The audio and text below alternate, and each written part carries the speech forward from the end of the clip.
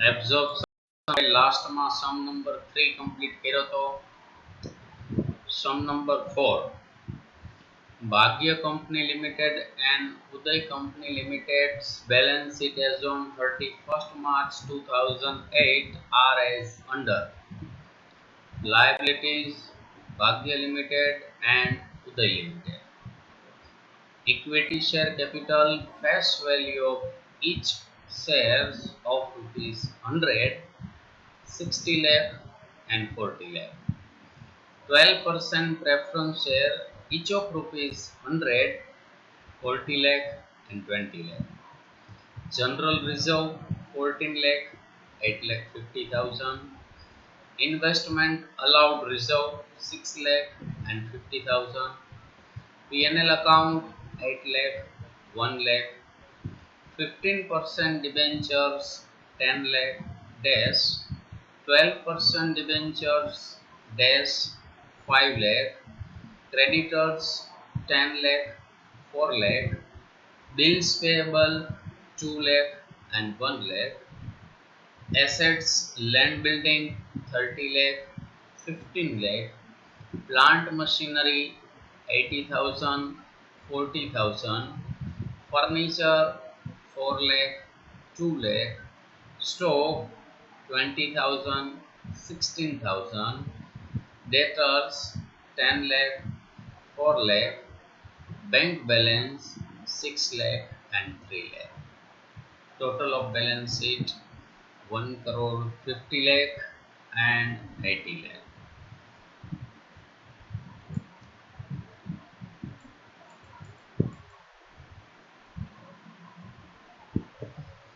Bhagya Limited absorbed Uday Limited with following conditions. Number 1, equity shareholders of Uday Limited will get 40,000 equity shares of rupees 100 each of Bhagya Limited at the rate of rupees 120 per share. 40,000 share આપશે, 100 રૂપિયા face value છે, 120 રૂપિયા લેખે આપશે, એટલે 20 રૂપિયા premium કહેવાય. Preference shareholders of Uday Limited will get 20,000 12% preference shares of rupees 100 each at rupees 105 per share.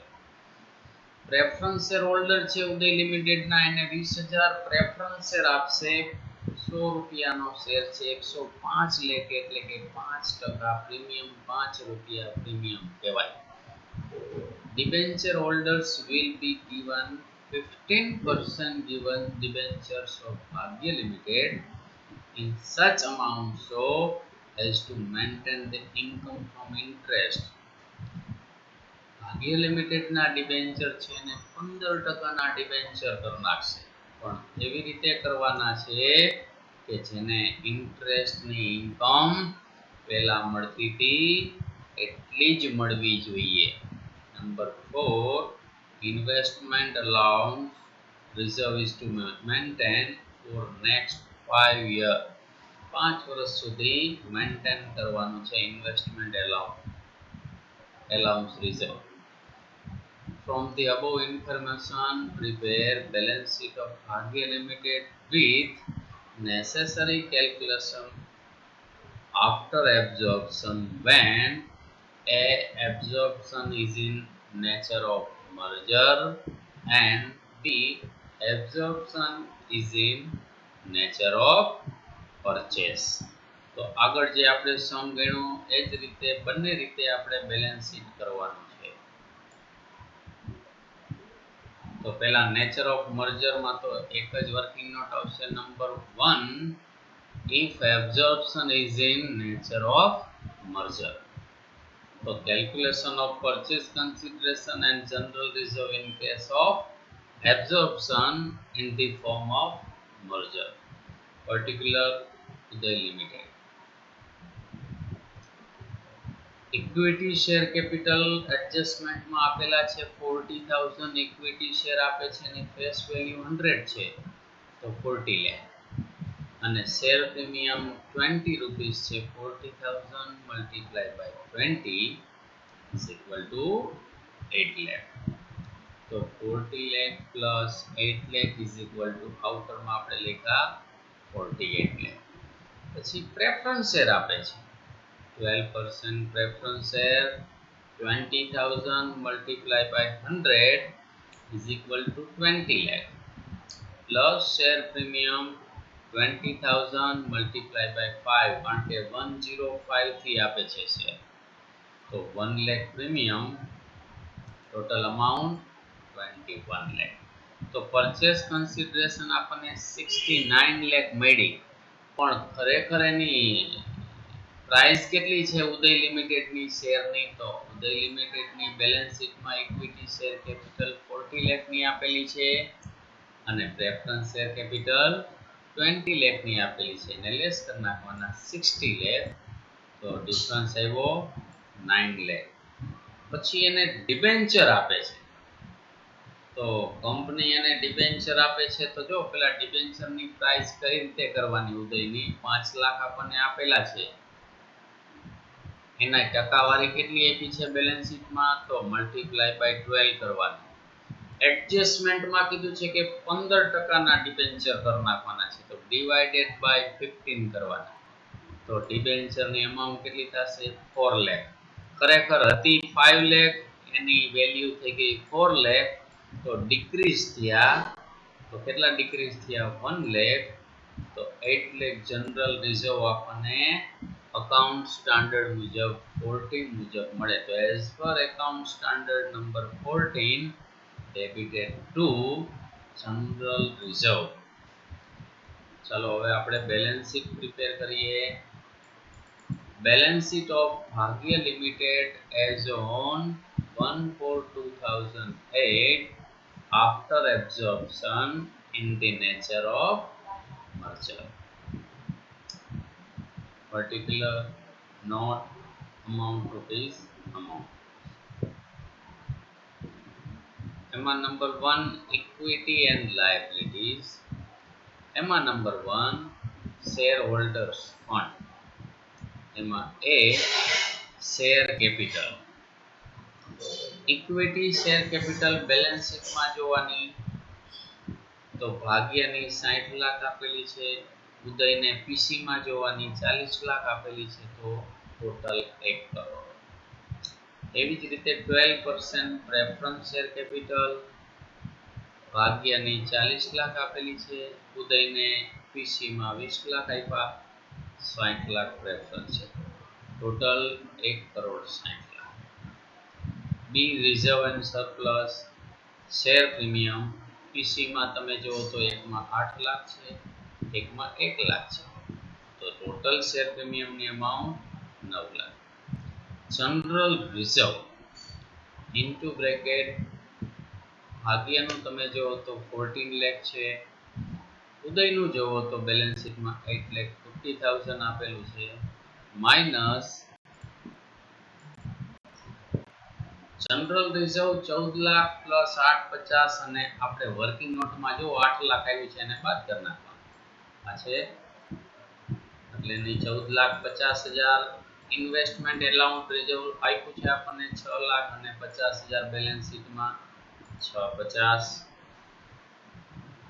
પછી પીએનએલ એકાઉન્ટ આપ્યું છે 8 લાખ અને 1 લાખ એટલે 9 લાખ ટોટલ કરી નાખો આઉટરમાં 39 લાખ નોન કરન્ટ લાયબિલિટી માં 15% ડિબેન્ચર ભાગ્યના 10 લાખના છે અને ઉદયની નવી કિંમત લખવાની છે 4 lakh total 14 lakh current liability માં ક્રેડિટર 10 લાખ બીજાના 4 લાખ એટલે 14 લાખ બિલ્સ પેયેબલ માં ભાગ્યના 2 લાખ અને ઓના લઈ લીધા છે 1 લાખ એટલે ટોટલ 3 લાખ આઉટરમાં 17 લાખ ટોટલ 2 કરોડ 30 લાખ એસેટ્સ આપણે જોઈએ તો નોન કરન્ટ એસેટ્સ માં ઇન્ટેન્જિબલ એસેટ્સ કાંઈ છે નહીં ડેશ બી ટેન્જિબલ એસેટ્સ માં લેન્ડ બિલ્ડિંગ પ્લાન્ટ મશીનરી અને ફર્નિચર આ ત્રણેયના બેયના ટોટલ કરી નાખવાના છે ટોટલ કરો એટલે 45 lakh 1 crore 20 lakh and 6 lakh outer 1 crore 71 lakh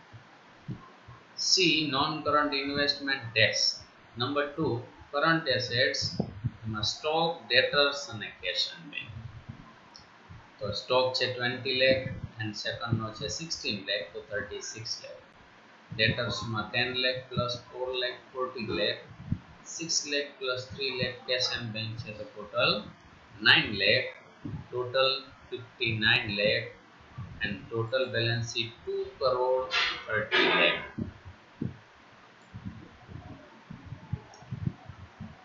આ હતું આપણે મર્જર. નેચર ઓફ પરચેસ નું બેલેન્સ શીટ કરવું હોય તો ત્રણ વર્કિંગ નોટ કરવી પડે. Number 1 calculation of net assets.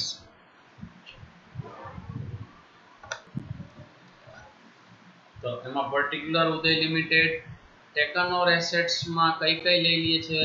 Land and building, plant machinery, furniture, stock, debtors and એસ and bank. Total taken over assets થઈ 80 lakh. Debenture, creditor and bills payable, taken over liability માં debenture ની value આપણે ઓલી new લખવાની છે 4 lakh. બાકીના creditor અને બિલ્સ પેયેબલ આપેલા છે બેલેન્સ શીટમાં. Total taken over liability 9 lakh.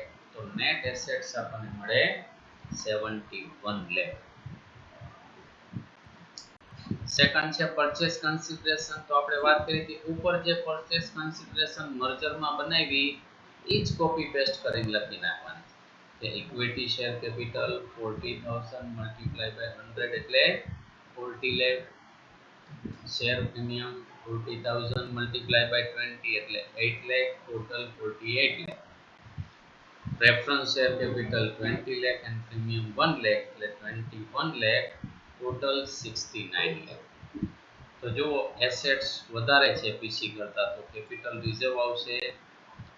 Calculation of goodwill or capital reserve. તો capital reserve is equal to net assets minus P. 71 lakh minus 69 lakh એટલે 2 lakh.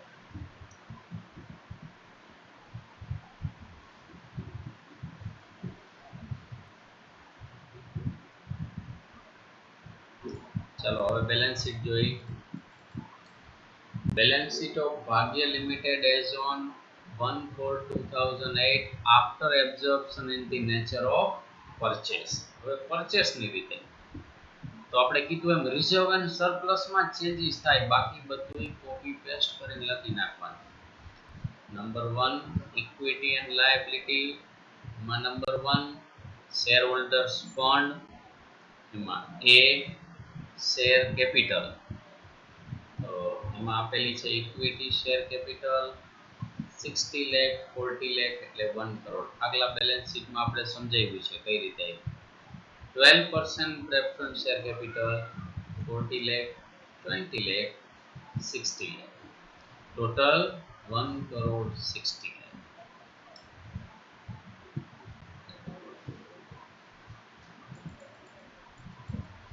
B reserve and surplus. આમાં જ થોડું ખાસ ધ્યાન રાખવાનું છે. શેર પ્રીમિયમ તો 8 lakh and 1 lakh એટલે 9 lakh. જનરલ રિઝર્વ હવે જો એક એક નું જ લેવાનું છે, ધ્યાન રાખજો. 14 lakh minus 50,000.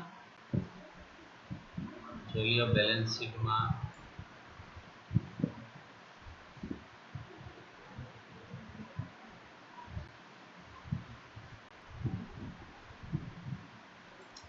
14 lakh એમાંથી આ રિઝર્વ ની જે બેલેન્સ છે એને લેસ કરી નાખવાની, ખાસ ધ્યાનમાં રાખવાનું.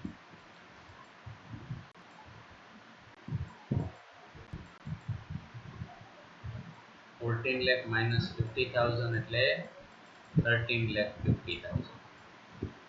પછી ઇન્વેસ્ટમેન્ટ એલાઉડ 6 lakh plus 50,000 એટલે 6,50,000. P&L account only for ભાગ્યનું જ લેવાનું છે 8 lakh. અને કેપિટલ રિઝર્વ આપણે થર્ડ વર્કિંગ નોટમાં મળ્યું 2 lakh એટલે ટોટલ 39 lakh. નોન કરન્ટ લાયબિલિટીમાં 14% debenture 10 lakh and 4 lakh 14 lakh. Current લાયબિલિટીમાં ક્રેડિટર એન્ડ બિલ્સ પેયેબલ. તો ક્રેડિટર 10 lakh plus 4 lakh એટલે 14 lakh. Bills payable 2 lakh plus 1 lakh is equal to 3 lakh. total 17 lakh, total of liabilities 2 crore 30 lakh.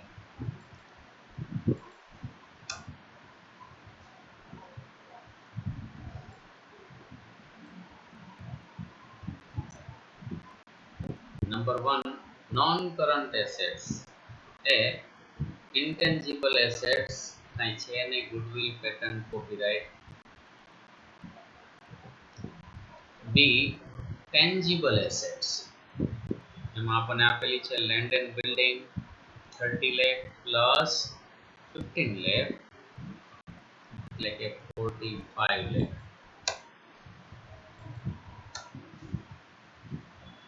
Plant and machinery 80 lakh, 40 lakh, 1 crore 20 lakh. Furniture 4 lakh plus 2 lakh 6 lakh. Total 1 crore 71 lakh. C, non-current investment કાંઈ છે નહીં, dash.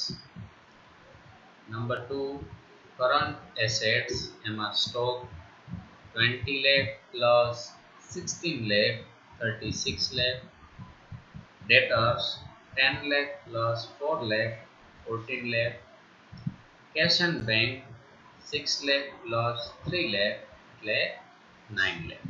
Total 59 lakh અને total balance sheet નો 2 crore 30 lakh. તો merger અને acquisition નો જો પૂછાશે તો આ રીતના બંને બેલેન્સ શીટ પ્રિપેર કરવાના હશે, બરાબર. એટલે ખાસ આ ત્રણ દાખલા એબ્ઝોર્પ્શનમાં મોસ્ટ ઇમ્પોર્ટન્ટ છે. હજી આ રીતના આપણે એકાદ દાખલો લઈ લઈશું, બરાબર છે. વર્કિંગ નોટ બરાબર સમજવી, આ એક મેઇન વર્કિંગ નોટ છે, આ ખાસ બરાબર કરી નાખો.